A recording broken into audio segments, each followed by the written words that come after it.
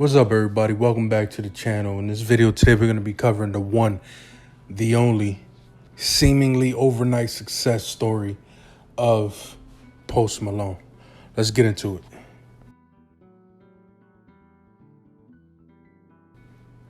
Post Malone was born on July 4th in 1995 in Syracuse, New York. His government name is Austin Richard Post. He was raised by his father, Richard Post, and his stepmother, Jody. His father was a DJ during Post's childhood, and he introduced Post to many different genres of music, including hip-hop, country, and rock, which, you could probably tell if you throw those three genres together, that's pretty much the basis of Post's discography, up to this point at least.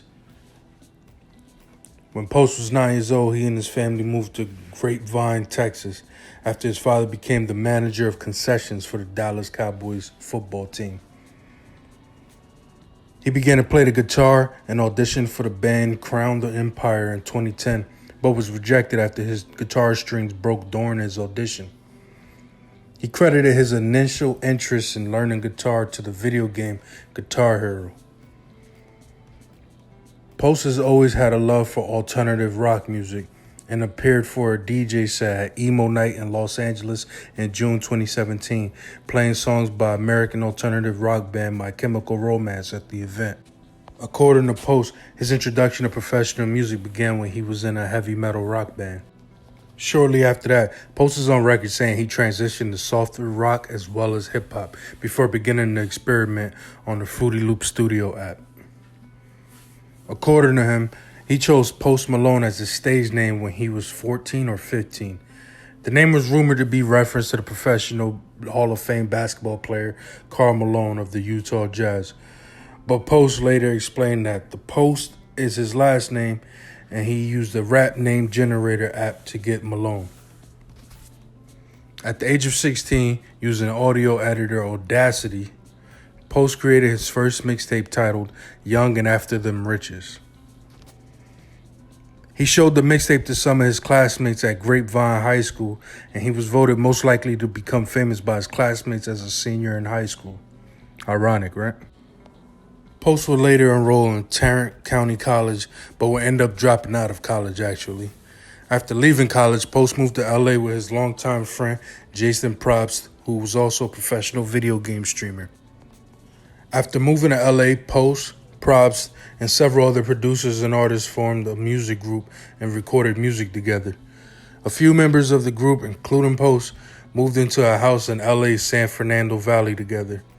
While living in San Fernando Valley, Post met record producers FKI First and Sauce Lord Rich, who formed the production team FKI, as well as Rex Kudo, who produced several of Post's tracks, including the now infamous White Iverson. Post recorded White Iverson just 2 days after writing it. In February 2015, White Iverson was uploaded to Post's SoundCloud account. On July 2015, Post released a music video for the song White Iverson. The single will receive praise from artists such as Mac Miller and Wiz Khalifa, amongst others. However, the song was also mocked by a few artists, including Earl Sweatshirt. After hitting 1 million views within a month of releasing White Iverson, Post quickly got attention from big record labels. In August 2015, Post was signed a recording contract with Republic Records. Post immediately got to work with a number of A-list rappers, including the likes of 50 Cent, Young Thug, Kanye West, and many more. Post would later begin a friendship with Canadian megastar Justin Bieber, which led to Post being an opening act for Justin Bieber's Purpose World Tour that ran from 2016 through part of 2017. On April 20th, 2016, Post premiered his new single, Go Flex, on Zane Lowe's Beats One show. On May 12, 2016, Post would release his first full-length project, a mixtape titled August 26th. The title of the debut mixtape was a reference to the release date of his debut album. Please, keep up with me. I kid you not. On June 9, 2016, Post made his national television debut on Jimmy Kimmel Live, performing his single, Go Flex. In June 2016, XXL editor-in-chief Vanessa Satin revealed Post was actually considered for XXL's 2016 freshman class magazine cover, but she was told by his camp that he wasn't paying attention to hip-hop so much, he was going in more of a rock/pop/country direction. Post would later deny these claims, explaining that his latest mixtape as well as his upcoming album were both hip-hop. In August 2016, he would issue an apology for his album, Stoney, being late. Stoney was available for pre-order on November 4th and was finally released on December 9th. Post later went on to call the album mediocre, despite the success of the single Congratulations featuring Quavo of the Migos, which was Post's first top 10 song on the Billboard Hot 100, peaking at number 8. Stoney also featured the top 100 hits I Fall Apart and Deja Vu featuring Justin Bieber, with the album later being certified double platinum by the RIAA in October 2017. In February 2017, Post Malone revealed the title of his second studio album, Beer Bongs and Bentleys, and it was initially set to be released in December 2017 before ultimately being pushed back to 2018. In September 2017, Post would get the green light to release the first single from the album, Rockstar, featuring 21 Savage. That's my goddamn song, I ain't gonna lie to you. That song peaked at number 1 on the Billboard Hot 100 and held the spot for 8 consecutive weeks. On February 20th, 2018, Post previewed his new single, Psycho, featuring Ty Dolla $ign. Now, that song, I didn't like so much. Please don't kill me for it. What?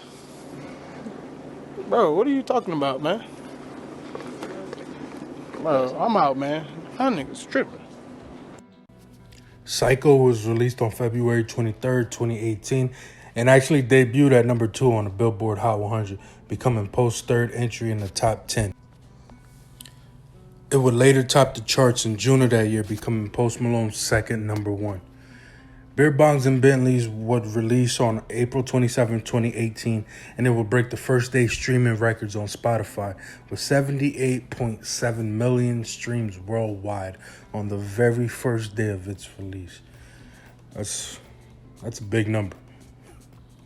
Beer Bongs and Bentleys debuted at number 1 on the Billboard Top 200, moving 461,000 album equivalent units in its first week, with 153,000 coming from pure sales. The album was also certified platinum by the RIAA after 4 days and spawned 3 top 10 songs and 6 top 20 songs. Post would go on to announce in June 2018 that he was writing his third album and confirmed that a festival would be taking place organized by himself titled Posty Fest in Dallas, Texas on October 28, 2018.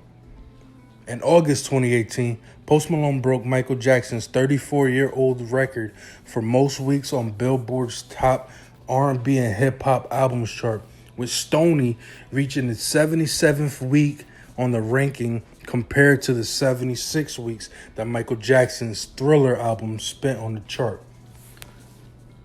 Think about that. If you don't know who Michael Jackson is, I don't know what rock you've been living under. If you don't know what the album Thriller is, you need to get out from under that rock and realize that that's a pretty big deal, to say the least, anyway. In July 2019, Post released the single Goodbyes featuring Young Thug and also announced the Runaway Tour with Sway Lee as the opener. On August 5th, 2019, Post shared a snippet of an unreleased track entitled Circles on YouTube. He then performed the song at his second annual Bud Light Dive Bar concert and confirmed that the official song would be released the following week. He confirmed that his upcoming third studio album, Hollywood's Bleeding, would be released on September 6, 2019. Hollywood's Bleeding debuted at number 1 on the Billboard Top 200 charts, selling 489,000 copies in its first week. It would also go on to be nominated for Album of the Year at the Grammys. On July 9, 2021, Post Malone released the single Motley Crue with an accompanying music video featuring several guest stars, Post collaborators, and friends including Tommy Lee, Tyga, Tyler Yahweh, and his manager Dre London. The music video was directed by Cole Bennett of Lyrical Lemonade. On January 26, 2022, during his cover story with Billboard, Post Malone revealed that his fourth studio album would be titled 12 Carat Toothache. On April 27, 2022, Post revealed that 12 Carat Toothache would be released on June 3, 2022. On May 4, 2022, he appeared as a musical guest on Saturday Night Live and performed Cooped Up featuring Roddy Ricch, and as well as an unreleased song titled Love/Hate Letter to Alcohol. On August 12, 2022, the documentary film Runaway premiered on the Amazon Prime Video channel Freevee. It showed behind-the-scenes moments from the first leg of the Runaway tour back in 2019, as well as performances from some of the highlighted dates such as New York City, Chicago, and the 2019 Posty Fest in Arlington, Texas. Now, that's where we stand at the moment on Post. I'm not a huge fan of the 12 Carat Toothache last album. Still, I think, I don't know. I don't know where he stands at the moment, but I do think, with his track record, we can count on him to be around for a very long time. He makes amazing music. He blends genres as well as I've ever heard. I'm a huge fan. Going to one of his concerts and actually sitting close, one of the expensive first couple row seats, that's actually a bucket list thing of mine. He's like top of my list that I want to see live, that I haven't seen live yet. So that kind of sums up where I stand on Post, how I feel about him and his music. And personally, I just hope we get a better body of work in the next outing than we did with the 12 Carat Toothache. And the guy's, he's still young. He's still on top of the world. He's still one of the best out. He can be one of the best ever. And yeah, that's the Post story. That's where it stands as of right now in 2022. Please like, comment, subscribe. Let me know who you want to do next. And you know the vibes. Peace, love, positivity.